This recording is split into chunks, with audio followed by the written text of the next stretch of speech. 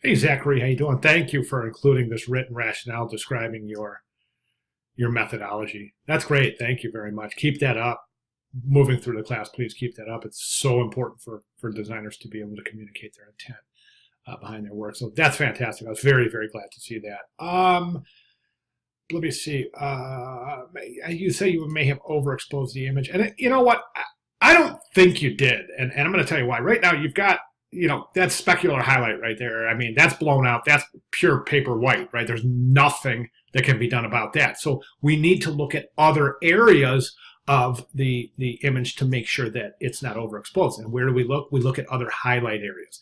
We can see that the tonal value has really been preserved nicely in the water. So I'm not too concerned about this being overexposed. Of course, I can't see what's going on being exposure issues. I can't see what's going on behind the bottom. So, but I'm not worried about that at all. One thing I will say about the image itself is that there's a little bit of visual discomfort here, and the reason is because the horizon isn't level. Let me grab something to use as a straight edge, and I'll show you what I mean. I'm going to place the top of this at the top of the horizon there, and we can see that that horizon isn't level. That's creating some visual discomfort.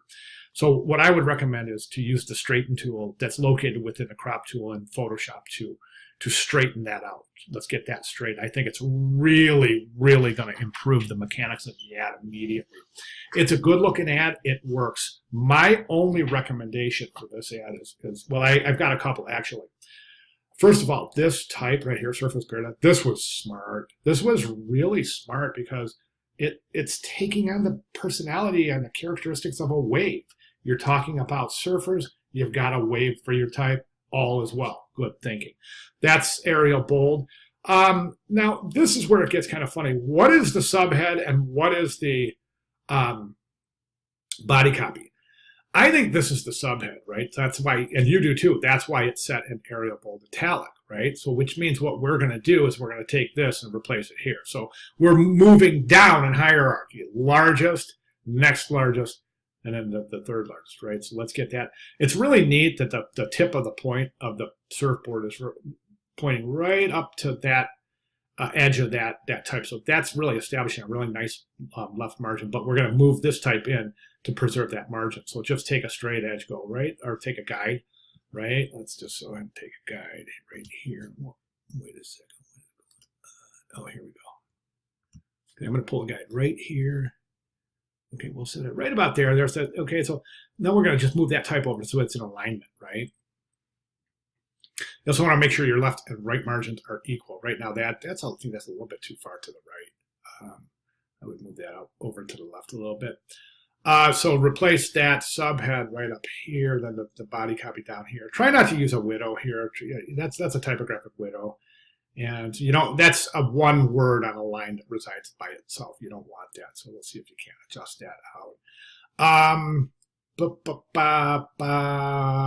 My only other recommendation is that I think that right now the based on that really dark purple that you've used at the bottom, and I think this is fine right here. I think this is fine.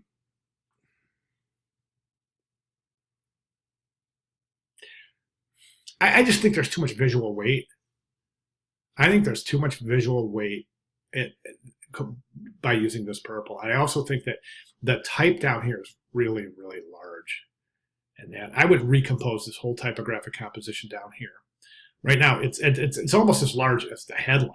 And you don't want that, right? You definitely don't want that. Take a typographic hierarchy. We're going to work our way down the page. Okay, so this type here should be much smaller.